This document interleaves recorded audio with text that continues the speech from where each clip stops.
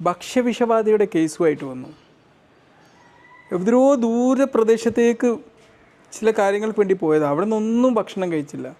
ഏറ്റവും വിശ്വസിക്കാൻ പറ്റുന്ന ഒരു ഹോട്ടലിൽ തന്നെ എത്തണം എന്ന് വിശ്വസിച്ചുകൊണ്ട് അവരേറ്റവും ഇഷ്ടപ്പെടുന്ന നാട്ടിലൊക്കെ ഏറ്റവും ജനപ്രിയമായിട്ടുള്ളൊരു ഹോട്ടലിൽ പോയി തന്നെ അവർ ഭക്ഷണം കഴിച്ചു. അവസാനം കഴിച്ചു വന്നപ്പോഴേക്ക് 18 പേര് പോയതിൽ 18 പേർക്കും വയറ് കുളമായി. വയറിളക്കം, ഛർദി, ചിലർക്ക് പനി, ഇതെല്ലാം കൂടിയുമായി. അത് കഴിഞ്ഞ ദിവസം വീണ്ടും ഇവർ വേറേതോ റിലേറ്റീവ് ഇതേ ഹോട്ടലിൽ പോയി ഭക്ഷണം കഴിച്ചവർ ചോദിച്ചപ്പം അവർക്കും ഇതേ കംപ്ലൈൻറ്റ് ഉണ്ടായി. ഹോട്ടലിൻ്റെ പേരൊന്നും ഞാൻ പറയുന്നില്ല. പക്ഷേ ഇവിടെ ആരെയും നമുക്ക് കളിയാക്കിയോ ഒരാളുടെ ബിസിനസ് മേഖല തകർക്കുകയോ എന്നുള്ളതല്ല നമ്മുടെ ലക്ഷ്യം. എപ്പോഴും നമ്മൾ ഭക്ഷണത്തിൻ്റെ കാര്യത്തിൽ നമ്മൾ പൂർണ്ണ ശ്രദ്ധ വേണം. ഒരു സർജറി ചെയ്യുമ്പോൾ കാണിക്കുന്ന അതേ ശ്രദ്ധ ഭക്ഷണം ഉണ്ടാക്കുന്ന കാര്യത്തിലും എല്ലാവരും കൈവരി